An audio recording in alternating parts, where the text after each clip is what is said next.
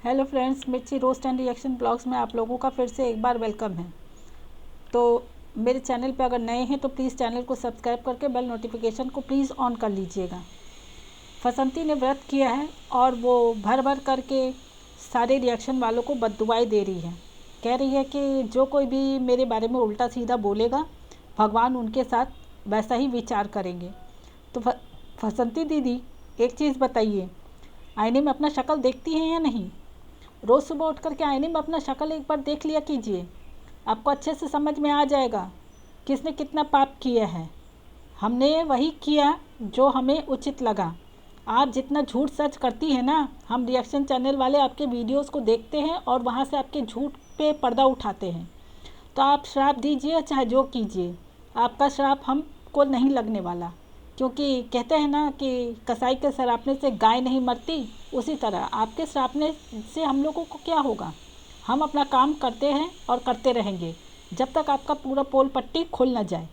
और हाँ दोस्तों, 2 दिन पहले तो ये बताया गया कि लोलू की तबीयत बहुत ख़राब है, तेल वेल से उसकी मालिश हो रही थी, लेकिन ना तो उसका फेस दिखाया गया वीडियो में ना कुछ। और थोड़ी देर बाद जब दूसरा वीडियो इनका आया तो उसमें लोलू आराम से बस्ते के बस्ता बालू साइकिल पे लोड कर करके लेके दूसरे जगह से घर की तरफ लेके आ रहा था।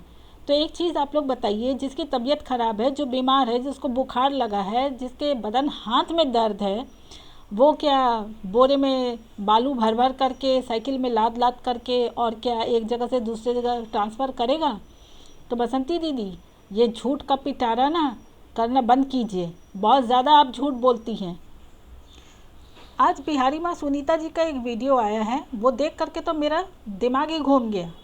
वो छोटी सी बच्ची रागिनी, जिसको सखी कहा करती थी अनीता जी, उसने एक बहुत बड़े राज पर से पर्दा उठाया है दोस्तों। राज से जो पर्दा उठा है वो तो मैं बाद में बताती हूँ, लेकिन आप लोग सुन लीजिए। ये सीधी सादी सी दिखने वाली करेली, जिसको आप लोग सपोर्ट करके कहते हैं ना बच्ची है बच्ची है, उसने तो एक बहुत बड़ा आज कांड ही रचा दिया था। रागिनी ने बताया कि जब ये लोग जितिया के नहा खा के दिन नहर में नहाने गए थे और वहाँ पे गोल्डी ने हाथ ऐसे करके फंदा बना करके रागिनी के गर्दन में ऐसे फंसाया था और उसको पानी में डुबाया था, जिस वजह से रागिनी नहीं, रोशनी को, बिहारी माँ सुनीता जी की बेटी रोशनी को, जिस कारण ये करते वक्त रोशनी के पैर फिसल गए और वो पानी में सीधा अंदर चली गई। बड़ी मुश्किल से उस छोटी सी रागिनी ने कहा कि मैंने ढूंढ करके जब उसका पैर मुझे दिखा तो उसने पकड़ के खींच करके रोशनी को बाहर निकाला। तो दोस्तों आप लोग सोच लीजिए कि ये माँ और बेटी दोनों कितनी शातिर हैं, कितनी ही शातिर हैं। वो छोटी सी बच्ची रागिनी वो कह रही है कि भाई नहाते वक्त कौन सा वीडियो बनाना है और क्यों बनाना है, कौन कैसे नहा रहा है कौन कैसे नहीं नहा रहा है, वो वीडियो बनाना ज़रूरी है क्या? मतलब कि पैसों के लिए ये लोग इतना गिर सकते हैं, इतना गिर गए हैं।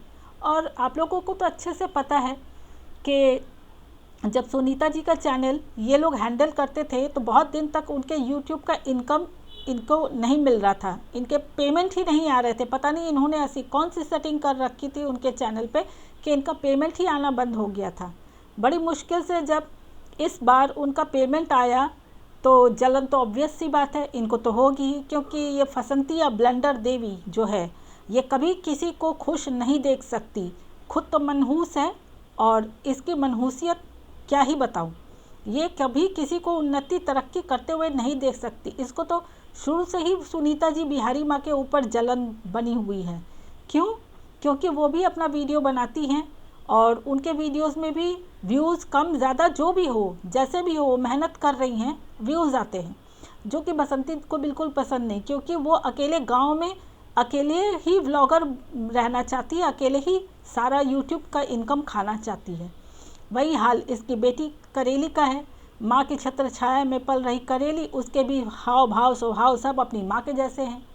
तो आज नहीं तो कल आप लोग देख लीजिएगा दोस्तों कि ये करेली भी अपने माँ से 4 हाथ आगे निकलेगी।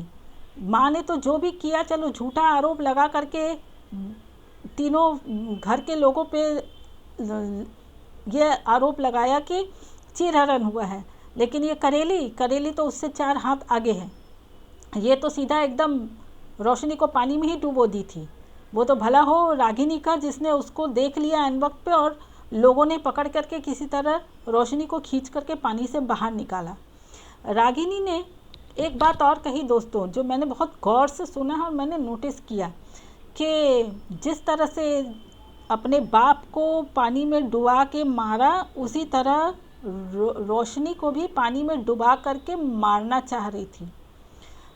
ये बात सुन करके तो समझो कि मेरे तोते ही उड़ गए हैं, क्योंकि अगर आप लोग ये कहेंगे ना कल को गए कि भाई वो रागिनी छोटी सी बच्ची है, उसको क्या ज्ञान, लेकिन एक चीज़ बता दूं, गांव के लोग ज़रूर आपस में चर्चा करते होंगे दीपक जी के मौत को लेकर के, और रागिनी भी उसी गांव में रहती है, तो ज़रूर इसने कुछ न कुछ ऐसी बातें सुनी हैं जो इसको पता है, तभी जाकर के आज उसने फ्लो में वो सारी बात जो है वो खोल करके रख दी।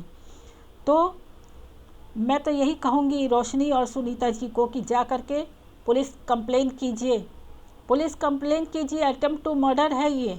इस तरह से किसी के घर के बच्चे को, मतलब मजाक में भी ये क्या था। और ये करेली और बसंतिया, अब तो ये दोनों अब समझेंगी अच्छे से।